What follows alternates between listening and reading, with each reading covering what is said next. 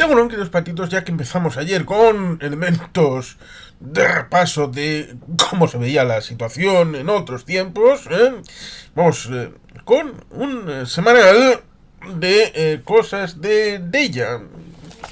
Como, por ejemplo, que comenzamos con esto de a la búsqueda de la energía. Eh, ¿Qué nos venía en aquel momento con esta situación? Pues, por ejemplo, este, este caso, como continuaremos mañana, en buena medida viene a resituar lo que decía Belloc respecto de Indiana Jones, de un reloj que no tiene ningún tipo de significación, pero lo entierras en la arena y dentro de 1000 años igual es una antigüedad. Y por lo tanto, cosas que nos encontramos aquí, pues del 11 de julio de 1982, suplemento vendido inseparablemente con el diario del domingo 11 de julio del 82. La vela arrinconada, reedición de 4 cancioneros vascos, se decía en ese momento. Eh, También nos encontramos eso, estos cancioneros de ámbito vasco, pero que no es el que nos interesa. Paradojas de la economía de costes, que se decía en aquel momento en julio del 82. La filosofía china viene a decir que es lo mismo arriba que abajo, el futuro, el pasado. Algo de esto debe ser cierto porque tras la crisis energética, la moda retro lo alcanza todo. Y así no ha de resultar difícil en los próximos años encontrarnos con un cuadro en el que las naves espaciales y los viajes al extremo del cosmos se hagan compatibles con los tranvías, camiones a gasógeno, cargueros a vela y aviones a hélice. Aviones a hélice. A veces la economía de costes tiene estas paradojas. Volvían los tranvías, cargueros a vela y el gasógeno. Tranvías urbanos en Ginebra y que ahora parecen volver a ocupar un lugar importante en la vida ciudadana. Ahí se ve mercante japonés que se propulsa mediante energía solar. Paneles que se aprecian en palos son dirigibles. Dirigibles respecto del ámbito del sol. Ahí los tenemos. Tranvía de cercanías en una zona alemana del Ruhr. Ciertamente, como recuerdan David y Noemí, en la caja de trovadores hubo un momento de un enorme periodo de tiempo, como son solo 30 años, en el que se destruyeron algunos tranvías que habían aguantado estoicamente el paso del tiempo, pero se vieron en ese momento como una antiguaya. Y 30 años después empezaron a pensar, ¿y si volvemos a poner tranvías? Bueno, pues como sucede en el caso de Lisboa, en solución de continuidad, fueron los mismos tranvías los que siguieron desde el antiguo hasta... Pero en otros hay una situación de discontinuidad en el que la línea antigua se desmantela, no hay nada y luego se crea una nueva, lo cual ciertamente es para hacérselo mirar. Los australianos encargan en los astilleros daneses un carguero a carbón de 180.000 toneladas. Da parte de las historias. Lufthansa complementa sus líneas regulares con trenes. Las compañías francesas de carburante Elf y Total estudiaban la distribución de estaciones suministradoras de gas de madera para los camiones a gasógeno. Los transportes adaptados a una época en la que la energía resulta barata, se transforman actualmente, julio del 82, en verdaderos quemadores energéticos, casi imposibles de mantener con el estrangulamiento a los que se somete el continuo de la inflación galopante de los precios del carburante. Por supuesto, quedan fuentes energéticas alternativas como la nuclear o la solar. pero ninguna de ellas parece encontrarse lo suficientemente a punto como para poder aplicarse en poco tiempo con cierta seguridad y rentabilidad. Es por ello que el viento, el carbón, la madera o la hélice tienen una clara oportunidad de regreso con francas posibilidades de una fuerte competencia comercial a su favor. Sin más lejos, en Alemania Federal, recordemos que en ese momento existía la otra Alemania, la que ya no existe desde el 90, los aviones a hélice comienzan a reemplazar a los jumbos. Este es el caso de Colonia, donde los recién llegados siguen con mirada divertida las evoluciones de los bimotores a hélice que realizan la línea Colonia-Hamburgo-Colonia en mediodía. Exactamente igual a los Boeing 737, pero gracias a su capacidad reducida a 48 plazas siempre vuelan llenos, al tiempo que consumen mucho menos carburante que cualquier reactor en un corto recorrido de este tiempo.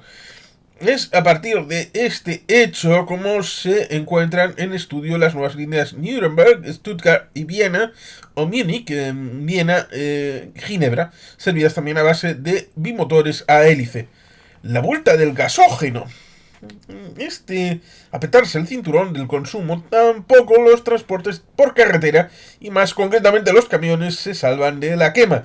Una flota de 9.000 camiones recorren al año unos 100.000 kilómetros cada uno, lo que a razón de 40 litros de gasoil por cada 100 kilómetros el combustible representa un 25% de los costes de explotación.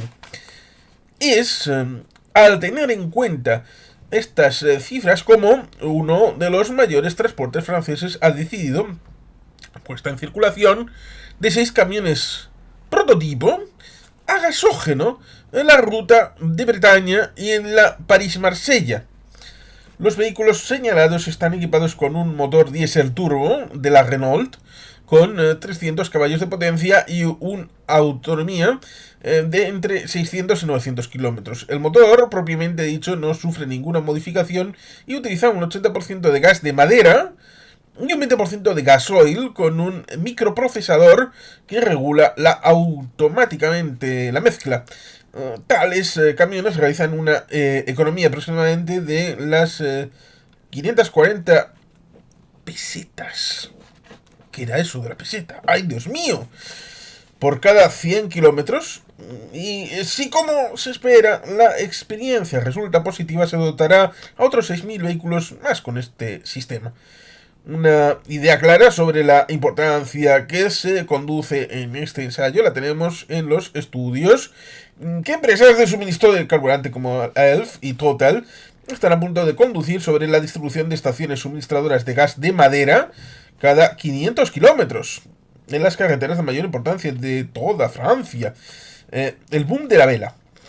La preocupación de los armadores por los precios del combustible se hace cada vez mayor, máxime cuando, según los últimos cálculos realizados, la flota mercante occidental consume unos 3 millones de barriles de carburante por día. A la vista de las perspectivas que estos altos precios pueden alcanzar en los próximos años, los japoneses ya han lanzado el primer petrolero a vela, si bien se trata de una vela realizada en acero especial que evita el rizamiento de la misma en los momentos de su despliegue. Pero también los astilleros belgas de Cockerill tienen prácticamente terminado el proyecto de un velero gigante con 30.000 toneladas de desplazamiento y que puede ser lanzado en 1985. Este último tiene 12.000 metros cuadrados de velamen, 168 metros de eslora largo y 22 metros de manga ancho, al tiempo que está dotado de 5 palos y, según sus proyectistas estiman, puede recorrer el trayecto Amberes-Nueva Orleans-Amberes en 48 días con una media de 10 nudos, mientras los cargueros actuales lo hacen en 33 días y mayor velocidad, si bien últimamente disminuye la misma para ahorrar combustible. Asimismo, disponen de un ordenador que anticipa la dirección y fuerza del viento, motor diésel para los momentos de calma chicha, puesto que considera una velocidad mínima no inferior a 7 nudos para que sea rentable, y un sistema automático que permite izar el velamen en poco más de 2 minutos, así como orientarlo en la dirección idónea y vigilar que no se produzcan rizos con la atención de un solo hombre. Todo lo cual puede dar como resultado el ahorro de las 4/5 partes del combustible consumido por un diésel de su mismo tonelaje. Más carbón. En este proceso de rejuvenecimiento de lo antiguo, también el carbón reclama su sitio, con la ventaja sobresaliente de ser estimado más explotable a muy corto plazo. Los australianos parecen totalmente decididos por esta línea y ya han encargado a los astilleros daneses la construcción de un buque de 180.000 toneladas impulsado a vapor, que si bien se estima en un 25% más caro que los de gasoil, ahorra un 50% en el gasto de carburante. Otro proyecto francés se encuentra en igual camino y está patrocinado por la Asociación Técnica de Importadores de Carbón para destinarlo al Medio Oriente. Su economía de combustible se calcula rondando el 40%. En esta ocasión se trata de un portacontenedores. Dentro de este mismo aspecto, se sabe que los astilleros de una compañía naviera de Amberes se hallan en plena construcción de un carguero de 140.000 toneladas impulsado por turbinas a vapor y con una velocidad de 15 nudos. Su consumo se estima sobre las 180 toneladas de carbón por día. Según últimos cálculos, la flota mercante occidental consume esos 3 millones de barriles de combustible al día. Aquí tenemos tren alemán, emblema compañía Lufthansa, que es la compañía de bandera aérea, que está siendo experimentado por la compañía para trayectos cortos. Ahí está, el tema del tren. Un coche que aparentemente tiene sistema gasógeno. Y aquí tenemos un navío del siglo XIX que combina vela y vapor. Curioso el anuncio. Un anuncio de, si quiere conocer el mundo, conozca antes las ventajas de Iberia, cuando había compañías de bandera. Bandera nacional, la bandera de España era Iberia. Lufthansa alquila trenes para sus viajeros, algo que está dando mucho tema que pensar en la iniciativa puesta en práctica por la compañía aérea alemana Lufthansa, que consiste en la combinación de trenes para recorridos cortos. Spoiler desde el presente. Aquellos que tratan de, en recorridos cortos, obligar al tema de tren. Oh, Lufthansa parece que estaba en la pomada. Es para pensar raro. Continuamos en 1982. El asunto es consecuencia de los estudios realizados por la compañía al comprobar que su línea comercial entre Frankfurt y Colonia, 140 kilómetros, y Frankfurt-Düsseldorf, 189 kilómetros, tan solo durante el año 1981 le ha supuesto un déficit de casi los 1.400 millones de pesetas. ¿Qué es eso de la peseta? Dios mío. En consecuencia, decididos a buscar una solución, lamentan lanzar la idea de cubrir estos recorridos mediante trenes automotores muy rápidos, sobrepasan los 200 km/h, que la compañía alemana de trenes ha retirado al servicio regular. Estos automotores poseen horarios regulares, pero con un billete servido por Lufthansa, que ofrece en su interior el mismo servicio que los aviones. Camareros, azafatas que reparten refrescos, periódicos, pequeños aperitivos o una comida completa según las horas o con un menú que cambia cada semana. La experiencia, que en un principio está programada por un año, prevé que en caso de dar resultados positivos, un viajero con el billete de la compañía pueda desplazarse a su gusto en avión o en tren con solo precisar su lugar de salida al destino al que se dirige. La compañía se encarga de las maletas y las deposita en la estación de destino. Más aún, no importará la compañía aérea por la que el pasajero llegue a Frankfurt. Queda por conocer el resultado de la experiencia, puesto que los suizos trataron de implantar un sistema parecido y no les dio resultado. De cualquier manera, los trenes con los colores de Lufthansa corren ya por Alemania. la Alemania, la buena, la occidental, claro. Luego hay otro artículo de Koldo San Sebastián, por lo que hay que echar un vistazo, que habla de Euskadi en pie, la década prodigiosa, testimonios, el número 6 de la serie.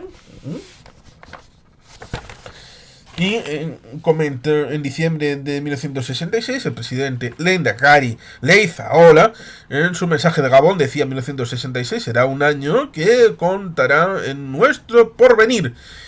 En este mensaje, Leizaola mostraba su optimismo tras las movilizaciones de ese año. Lo que nadie podía prever era que en los siguientes se produciría la más grande movilización del pueblo vasco y que el franquismo entraría definitivamente en crisis. Durante 1967, tres van a ser los ejes de actuación de la oposición democrática en Euskadi, el PNV y en especial la rama juvenil EGI, el movimiento obrero que vive bajo los efectos de las huelgas de bandas y el clero. 1967, el año de EGI. El máximo órgano de EAJ-PNV a través de Alderdi denunciaba en enero de ese año el referéndum franquista para hacer aprobar la llamada Ley Orgánica del Estado, ante la que los nacionalistas habían promovido la abstención. Al mismo tiempo, se fijaba Pamplona como lugar donde celebrar Aberriguna. En ese año, con el primer aldabonazo de la crisis económica, se intensifica la represión. El 21 de abril, el gobierno de Madrid decreta el estado de excepción en Vizcaya, mientras que en toda la ría del Nervión se multiplican las huelgas en apoyo de bandas. La Aberriguna de Pamplona concentra 25.000 personas. Constituye un nuevo éxito comparable al de Guernica de 1964. El día 7 de abril, sin embargo, un numeroso grupo de militantes de EGI, entre los cuales se encuentra Iñaki Mújica Arregui, son llevados ante el Tribunal de Orden Público. Simultáneamente, el decreto del estado de excepción, 80 curas se manifiestan por las calles de Bilbao y se concentran ante el gobierno civil de Vizcaya, mientras que otros 107 envían una carta al general Franco denunciando los horrores que padece el pueblo vasco. Como señalábamos antes, la actividad de EGI en este año es intensísima. Participan por primera vez en las manifestaciones del 1 de mayo. En la manifestación de Bilbao cantan una canción de un dentista labortano, Michel Lavergy, Gu gira Euskadiko Gaztedi Berria, que durante muchos años va a ser el himno de resistencia de la juventud vasca.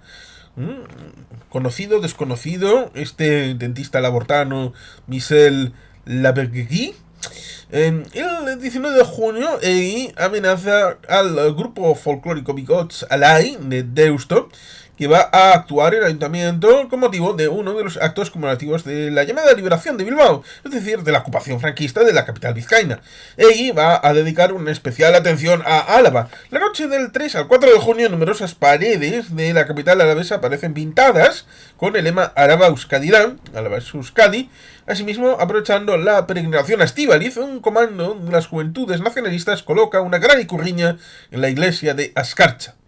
En septiembre son detenidos 17 miembros guipuzcoanos de EGI. En estos días, otro comando recuperaba la bandera del batallón Araba de Eusko Gudarostea, guarda de los locales de Falange de Tolosa.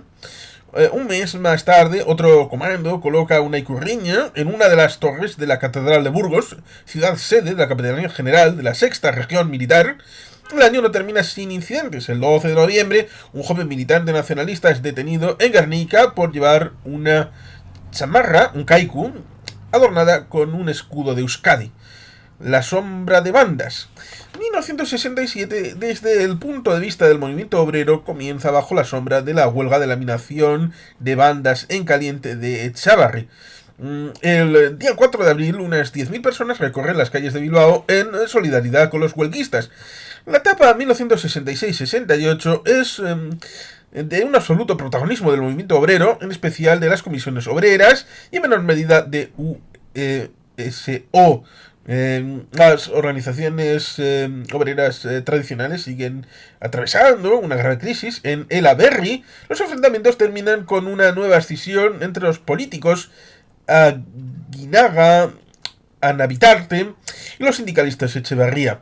Los primeros se convierten en ELA, Movimiento Socialista de Euskadi, en 1968. Este sector, por otro lado, había propugnado al boicot a las convocatorias de Aberriguna en la MSE Es el precedente histórico de ESB, partido fundado en 1976. En el mes de marzo de 1967 se hace público un comunicado de los intelectuales vascos en apoyo a los huelguistas de bandas.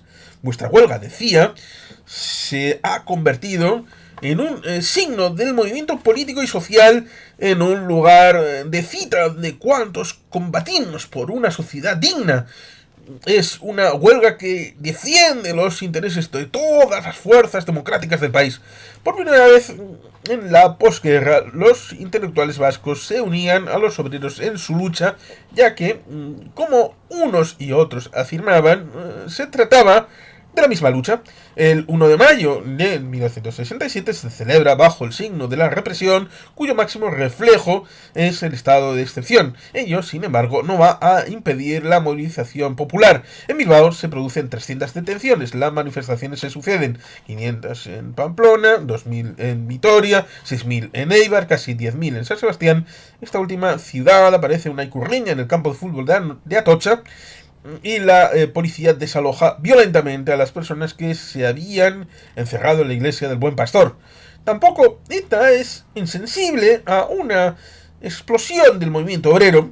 Según José Mari Garmendia, la agudización de las propias movilizaciones obreras obliga a ETA a tomar posición, rompiendo el puro apoyo verbal.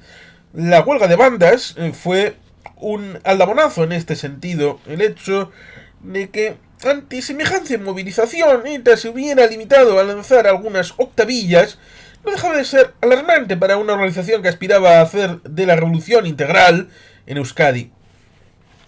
Lo cierto es que tras la quinta asamblea, sigue diciendo Garmendia, la dirección decide prestar toda la atención posible y para ello pide la entrada en comisiones obreras. La entrada en comisiones obreras era en la práctica un hecho casi obligado, además de acertado, por la aplastante superioridad de este movimiento organización entre la clase obrera vasca en aquellos años. La protesta del clero vasco. El movimiento del clero, iniciado en 1960, se intensificará en estos años, como se recordará en 1960. 339 sacerdotes envían un documento a los obispos de Pamplona, Bilbao, San Sebastián y Vitoria. Entre 1960 y 1967 se suceden las acciones e iniciativas individuales, colectivas y al mismo tiempo los procesos, encarcelamientos de curas, sobre todo por sus denuncias de las torturas que practican los comisarios y cuartelillos. Este es el caso de los padres Echaniz, Ulacia, Gabikagabeskoan, Armentia, Arbeloa o Goitia. En 1964, numerosos sacerdotes jóvenes son detenidos por su participación en la Berriguna de Guernica. Las acciones se van a multiplicar durante 1968. El año comienza con una nueva carta enviada por Nemesio Echaniz el día 18 de enero al gobernador civil de Guipúzcoa. En marzo comienzan los encierros de curas en el obispado de Bilbao, encierros que se repiten en junio y agosto. El que tiene lugar entre los días 16 y 24 de agosto va a dar lugar a un movimiento sacerdotal de gran resonancia en su tiempo, Gogor. Todo ello coincide con el decreto de estado de excepción, esta vez en Guipúzcoa, tras la muerte del policía Manzanes. Operación Sagarra. Pero, sin lugar a dudas, el hecho más importante de esta etapa es el encierro de 60 curas en el seminario diocesano de Derio, Vizcaya, el 4 de noviembre. Durante el mismo, escribió una carta a Pablo VI e indican que no abandonarán su postura hasta recibir una contestación del sumo pontífice. El obispo Gurpide, ultraderechista, condena el hecho y amenaza con tomar otras medidas, y efectivamente las toma. Poco después, vehículos policiales de diferente tamaño rodean el seminario. Las fuerzas son, a todas luces, excesivas para el número de encerrados y la calidad del hecho. La intervención del rector del dicho centro logra que el cerco policial se reduzca a un vehículo de vigilancia. Sin embargo, el obispo sigue insistiendo y suspende adivines a los sacerdotes vascos. Gurpide muere durante el encierro el 18 de noviembre y es suspendido por Monseñor Filarda. Cuando termina la acción, el día 29, este les absuelve del castigo impuesto por su antecesor. El Tribunal de Orden Público entra en acción y comienza a procesar a los curas rebeldes. En agosto de 1968 hay 8 curas vascos en prisión. Según Paulo Iztueta, ese año fija la ruptura definitiva de Gogor con la jerarquía local. Todo un día para vivir, la plataforma Ocean Endeavour, con los duros del petróleo. eh, Aquí una, bueno, pues situación en el Golfo de Vizcaya, la plataforma petrolífera Ocean Endeavour, con J. Tomás Piera, cómo se trabajaba allí y todo esto, que nos lo vamos a saltar, cómo es la plataforma esta, porque en buena medida simplemente es el espectro de cómo se vivía en ese momento, en ese lugar. Tenemos los Rolling en estuche de lujo, 12 long plays que resumen 9 años clave de música. Y aún siguen, ¿eh?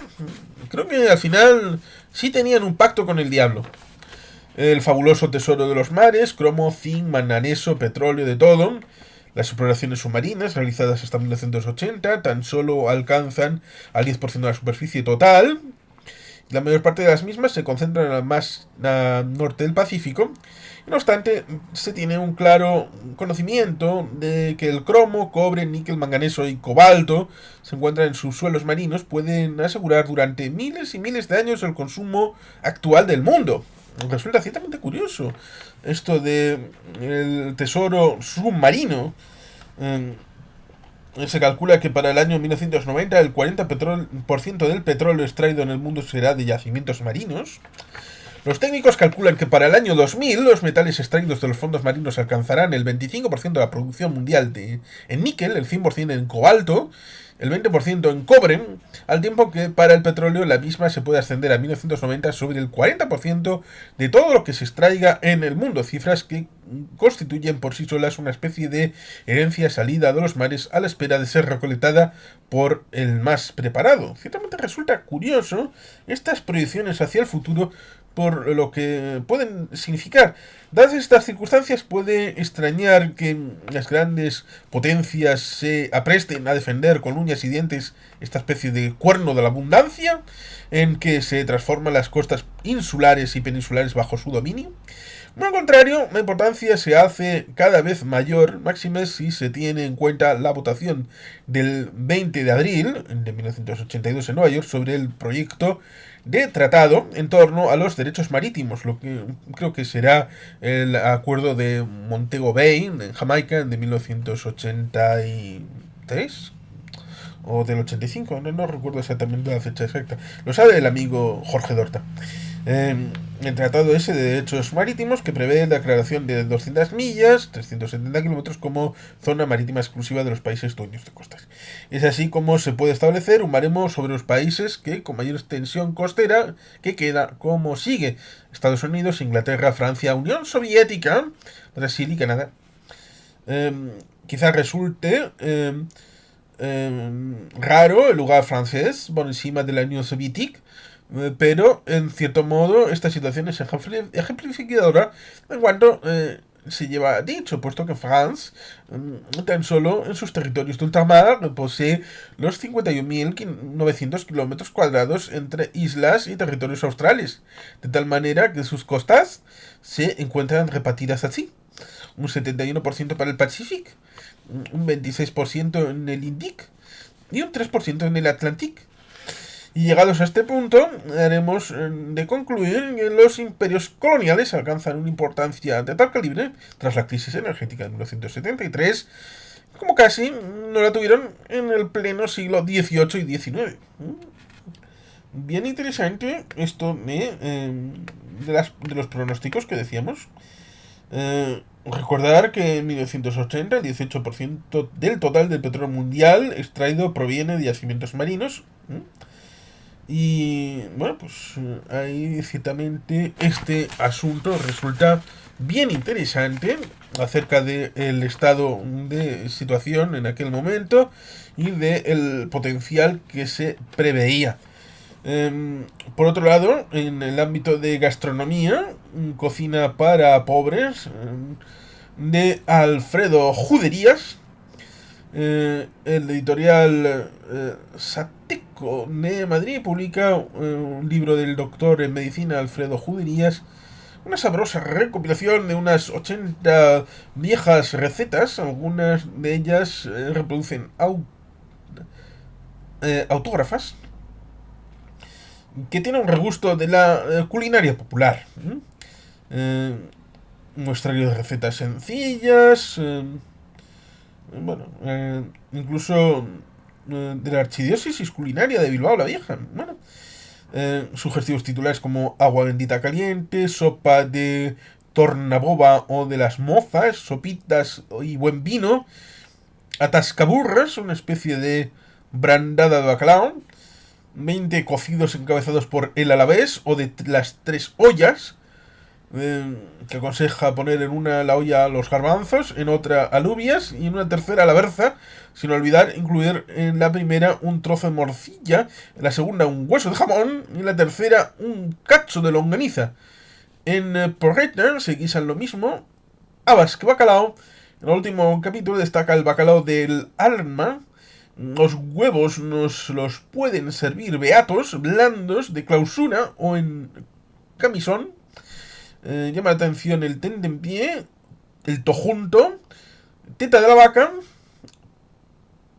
patagorrillo, una serie de denominaciones populares del mismo estilo. Como médico, el autor tuvo acceso a numerosos conventos de clausura y a cambio de sus recetas médicas, es indudable que el doctor sacó recetas culinarias hasta entonces celosamente guardadas.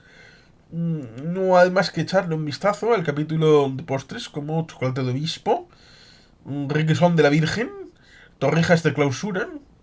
Algunas en cambio son de otra procedencia como pedorretas de vieja.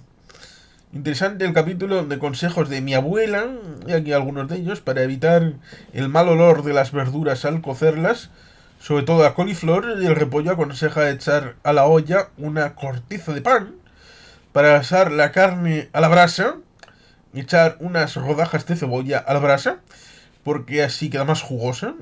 Cortaba la cebolla debajo del grifo para que así no le saltasen las lágrimas. Y terminamos con unos jueguitos como un crucigrama blanco, la prueba de atención, las palabras cruzadas, que aquí tenemos horizontales y verticales. Tenemos aquí jeroglífic, ¿cuáles son? Esto, ¿cuál? A ver si acertáis o no. El crucigrama silábico. Y también tenemos...